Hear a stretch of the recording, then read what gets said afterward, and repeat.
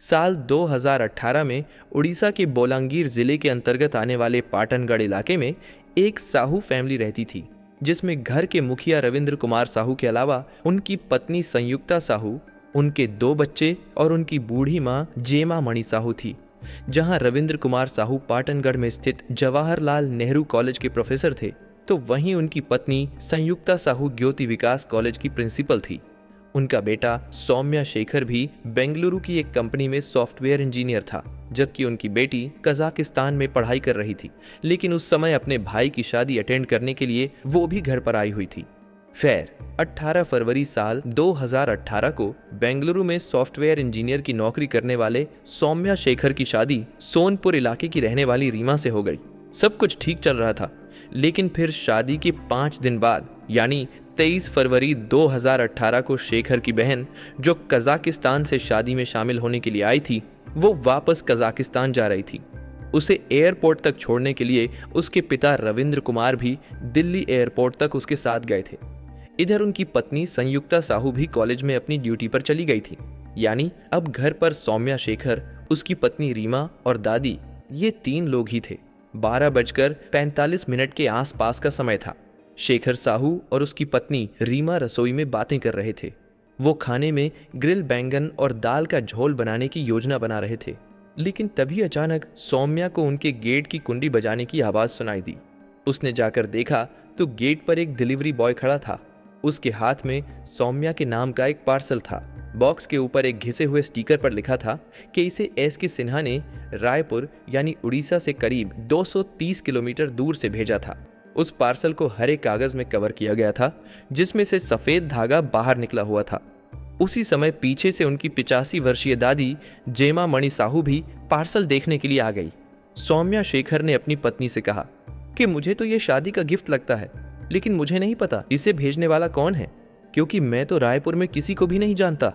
बातें करते हुए सौम्या शेखर उस पार्सल को भी खोल रहे थे, लेकिन जैसे ही उन्होंने उस धागे को खींचा तो रसोई में बहुत जोर का धमाका हुआ। वहां पर एक बिजली सी कौंध गई और धमाका इतना जोरदार था कि वो तीनों इधर उधर बिखर गए। उनके शरीर से तेजी से खून बहने लगा। उस धमाके से छत का प्लास्टर फट गया और वाटर प्यूरिफायर भी टूटकर बिखर गया। खिड़की भी कई टुकड़ों में टूटकर दूर जा गिरी। वो तीनों दर्द से तड़पने लगे।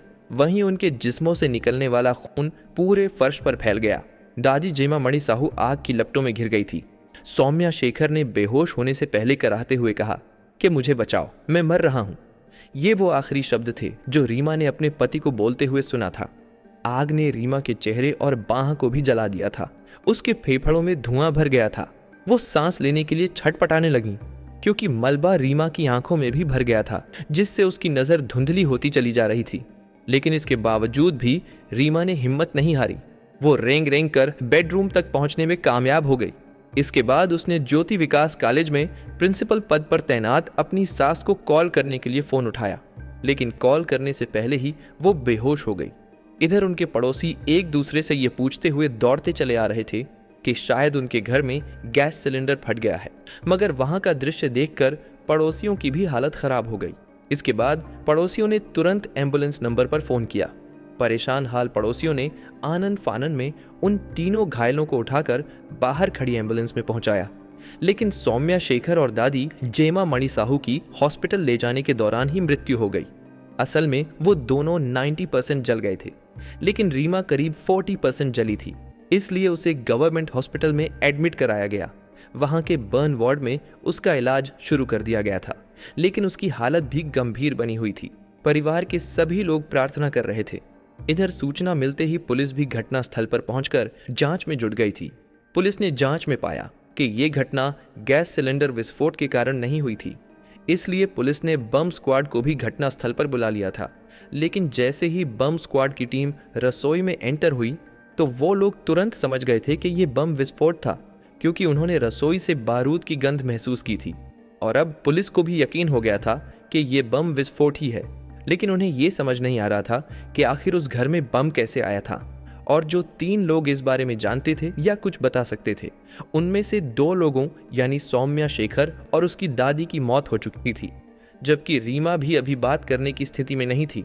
इसलिए पुलिस रीमा की हालत के बेहतर होने का इंतजार करती है।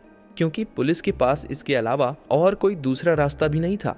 फिर एक सप्ताह बाद यानी 3 मार्च 2018 को रीमा की हालत में सुधार होने के बाद उससे थोड़ी पूछताछ की जाती है।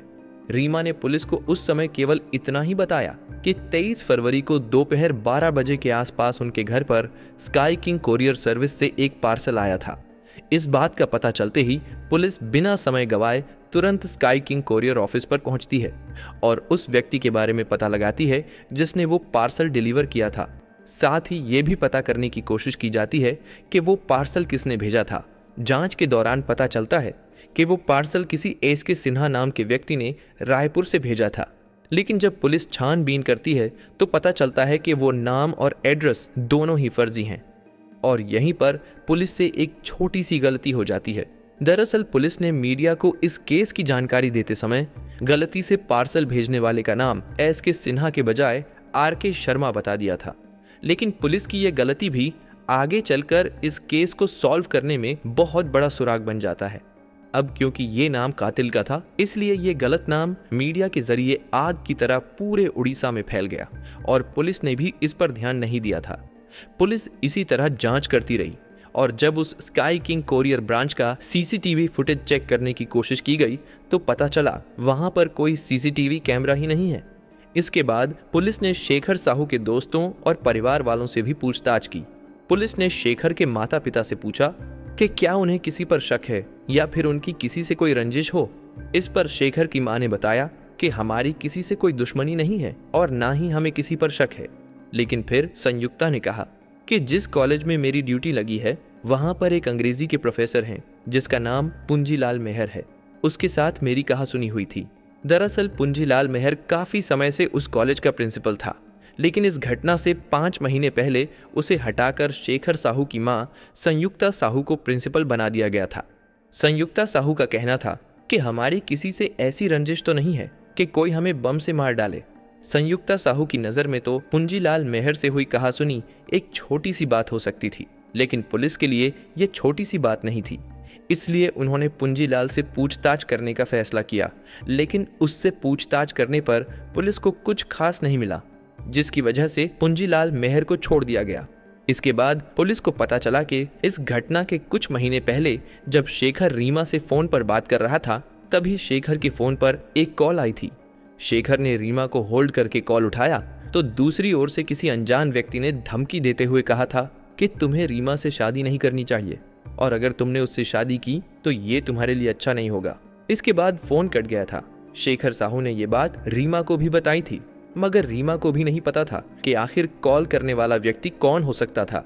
लेकिन फिर कभी उस व्यक्ति ने दोबारा फोन नहीं किया था, इसलिए वो दोनों भी धीरे धीरे इस बात को भूल गए थे। क्योंकि पुलिस के लिए ये जानकारी काफी अहम थी, इसलिए पुलिस ने उस नंबर का पता लगाया और फोन करने वाले व्यक्ति को भी ढूंढ निकाला। पूछताछ के दौरान पता चला कि वो व्यक्ति रीमा से एक तरफा प्यार करता था। उसने बताया कि मैंने ही शेखर को फोन पर धमकी दी थी क्योंकि मैं नहीं चाहता था कि वो रीमा से शादी करे, लेकिन मुझ में बम विस्फोट की योजना बनाने और किसी को कत्ल करने की हिम्मत नहीं है और ना ही मैंने ऐसा कुछ किया है। लेकिन पुलिस को उसकी इन बातों पर विश्वास नहीं हो रहा था, इसलिए पुलिस उससे सख्ती से पूछताछ करनी शुरू करती है, लेकिन वो बार बार यही बात कहता रहा कि मैं बेकसूर हूँ।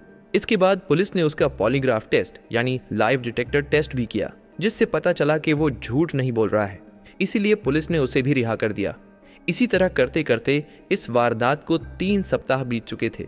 पुलिस ने शेखर के दोस्त, परिवार, पड़ोसी और स्काई किंग कोरियर ऑफिस के डिलीवरी बॉय स्टाफ के अलावा 100 से भी ज्यादा लोगों से पूछताछ की, लेकिन कहीं से कोई सुराग नहीं मिला, जिसकी वजह से इस मामले की जांच वहीं की वहीं थी, क्योंकि अब पुलिस पर भी जांच को लेकर सवाल उठने लगे थे।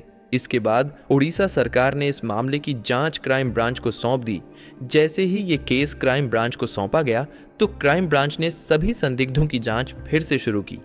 चूंकि उस कोरियर ऑफिस के अंदर और बाहर कोई सीसीटीवी नहीं था, इसलिए क्राइम ब्रांच पुलिस ने उस इलाके में लगे करीब 250 सीसीटीवी कैमरों को चेक किया, लेकिन फिर भी क्राइम ब्रांच पुलिस को कोई सुराग नहीं मिला।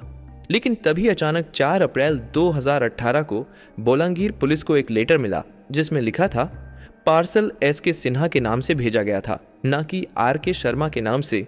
रायपुर में 2 नहीं बल्कि 3 लोग इस प्रोजेक्ट में शामिल थे।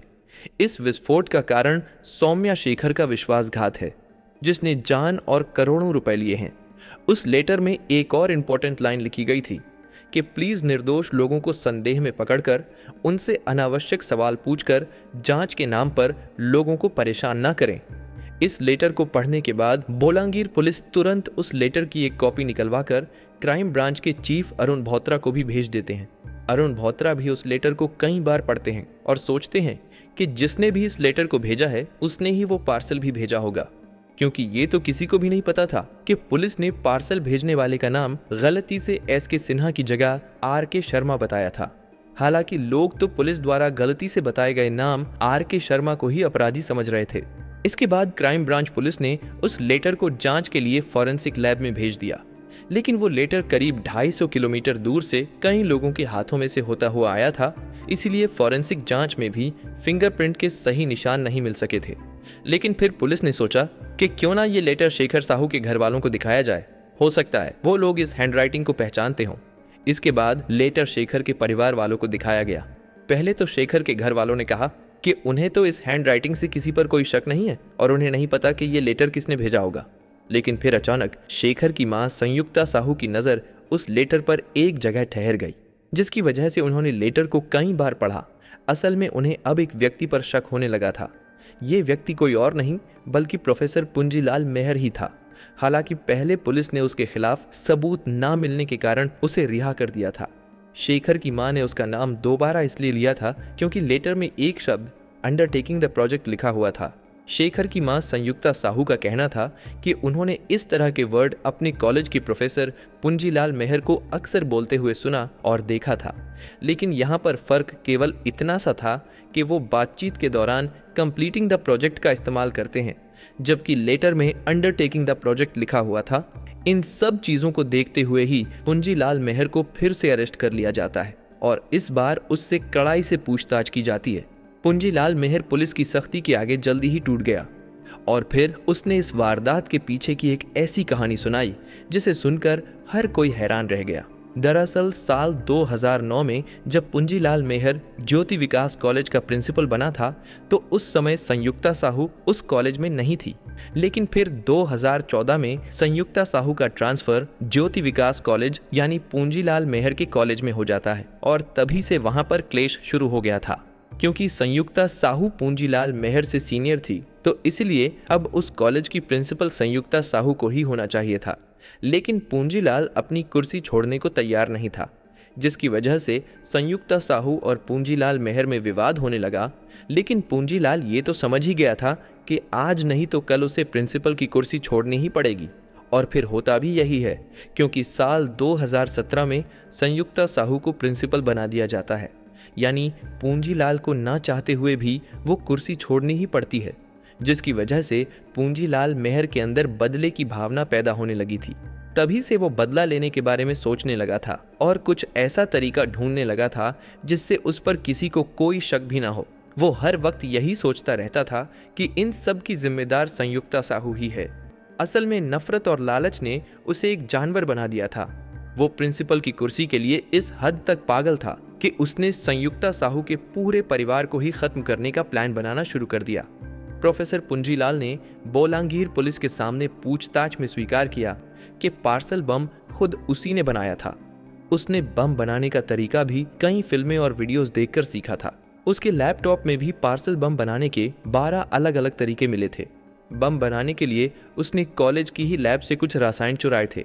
इसके बाद उसने कॉलेज के नाम पर ही बाजार से कुछ विस्फोट में काम आने वाली सामग्री भी खरीदी और फिर पार्सल बम बनाने के बाद बचा हुआ विस्फोटक उसने जमीन में गाड़ दिया था। सब कुछ तैयार हो जाने के बाद वो पार्सल भेजने के लिए सही समय का इंतजार करने लगा। ठीक उसी समय शेखर की मां संयुक्ता ने उसे शेखर की शादी का कार्ड दिया और इस तरह आखिरकार उसे वो मौका मिल ही गया जिसका वो काफी दिनों से इंतजार कर रहा था। उसने पार्सल को शादी के गिफ्ट के रूप में देने का प्लान बनाया। प्रोफेसर पुंजीलाल मेहर ने तय किया कि इस पार्सल बम को वो रायपुर से खुद ही कोरियर करेगा। इसके बाद 15 फरवरी 2018 को भी वो हमेशा की तरह ही कॉलेज गया और क्लास ली। इसके बाद वो जल्दी जल्दी अपने घर पर आया, क्योंकि वो अच्छी तरह से जानता था कि फ़ोन की लोकेशन ट्रेस की जा सकती है। इसीलिए उसने अपना फ़ोन घर पर ही छोड़ दिया। इसके बाद पार्सल को लेकर वो रेलवे स्टेशन पर आ गया। उसने अपनी गाड़ी को वहीं पर पार्क किया और बिना टिकट लिए ही रायपुर की ट्रेन में चढ़ गया, क्योंकि उसे डर था कि अगर वो टिकट लेने जाएगा तो शायद सीसीटीवी कैमरे में भी आ सकता था। इसके बाद जब ट्रेन रायपुर स्टेशन पर पहुंची तो उसने अपने चेहरे को गमछे से ढक लिया। रेलवे स्टेशन से बाहर निकलकर उसने एक ऑटो रिक्शा लिया। फिर शाम 5 बजे के आसपास वो एक कोरियर ऑफिस पर पहुंचा। कोरियर ऑफिस के पास पहुंचकर उसने पार्सल और एड्रेस ऑटो ड्राइवर को दिया और उससे कहा कि ये पार्सल इस एड्रेस पर भेजना है। ऑटो ड्राइवर पूंजीलाल से पार्सल और एड्रेस लेकर चला गया, जबकि पूंजीलाल ऑटो में ही बैठा रहा। लेकिन जब ऑटो ड्राइवर ने अंदर जाकर कहा कि वो एक पार्सल भेजना चाहता है तो कोरियर वालों ने उससे पूछा कि इस पार्सल में क्या है, और जवाब ना जानने के कारण ऑटो ड्राइवर वापस आ गया। उसने पूंजीलाल से कहा कि वो लोग पूछ रहे हैं कि इस पार्सल में क्या है। इस बात से पूंजीलाल गुस्से में आ गया। वो पार्सल लेकर वहां से चला गया। इसके बाद पूंजीलाल ने थोड़ी दूर पैदल चलकर दूसरा ऑटो लिया और ड्राइवर से कहा कि उसे दूसरे कोरियर ऑफिस पर जाना है, और फिर वो स्काई किंग कोरियर ऑफिस पर आ गया। पूंजीलाल ने इधर उधर देखा तो उसे वहां पर कोई भी सीसीटीवी कैमरा नजर नहीं आ रहा था। इसलिए वो ऑटो से उतरा और अपने चेहरे से गमछा हटाकर जल्दी से ऑफिस के अंदर चला गया। उसने पार्सल भेजने के लिए दिया, लेकिन वहां पर भी यही पूछा गया कि इस पार्सल में क्या है। पूंजीलाल मेहर ने उन्हें बताया कि इस पार्सल में मिठाई है। लेकिन अजीब बात यह है कि कोरियर वालों ने भी उसका विश्वास कर लिया था। पार्सल को उसके फर्जी नाम एस.के. सिन्हा से बुक कर दिया गया और संयुक्ता साहू के घर में भेज दिया गया। पार्सल भेजने के बाद वो तुरंत ही अगली ट्रेन से वापस अपने घर आ गया। इसके बाद अगला दिन भी उसके लिए बिल्कुल ऐसा ही नॉर्मल था जैसे कुछ हुआ ही नहीं था। पूंजीलाल कॉलेज जाने लगा और उस पर किसी को शक न हो, इसके लिए उसने शेखर की शादी में जाकर उन्हें लंबी उम्र की शुभकामनाएं भी दी थीं। इधर वो पार्सल 20 फरवरी को शेखर साहू के घर पर पहुंच गया था, लेकिन उस दिन उनके घर में रिसेप्शन पार्टी थी, इसलिए 20 फरवरी को पार्सल वापस लौट गया। और फिर 3 दिन बाद यानी 23 फरवरी 2018 को जब रीमा किचन में खाना बना रही थी तभी वो पार्सल डिलीवर कर दिया गया था, जिसकी वजह से ये वारदात हुई थी। इसके बाद पूंजीलाल मेहर शेखर साहू के अंतिम संस्कार में भी शामिल हुआ था और इस तरह पूंजीलाल मेहर ने अपने अपराध को स्वीकार कर लिया था। उसके खिलाफ अब काफी सबूत थे, जिसमें कोरियर बिल की वो स्लिप जो शेखर के घर भेजी गई थी और एसपी को भेजा गया वो लेटर भी एक अहम सबूत था। इसके बाद पूंजीलाल के दिए गए बयान और सबूतों के आधार पर 24 अप्रैल 2018 को उड़ीसा क्राइम ब्रांच पुलिस ने पूंजीलाल मेहर के खिलाफ चार्जशीट तैयार करके उसे कोर्ट में पेश किया, जहां से उसे जेल भेज दिया गया। हालांकि ये मामला अभी भी कोर्ट में चल रहा है और पूंजीलाल मेहर भी फिलहाल जेल में है। इधर रीमा भी धीरे धीरे ठीक होती जा रही थी। वो हॉस्पिटल से अपने ससुराल आ गई थी। शादी के केवल 5 दिन बाद ही वो रीमा, जिसने अपने पति को खो दिया था, उसने कहा कि शेखर ही उसका पहला और आखिरी प्यार था। रीमा का कहना था कि वो दूसरी शादी नहीं करेगी। यानी सौम्या शेखर साहू के चले जाने के बाद अब रीमा शेखर साहू के माता पिता के साथ ही रहती है।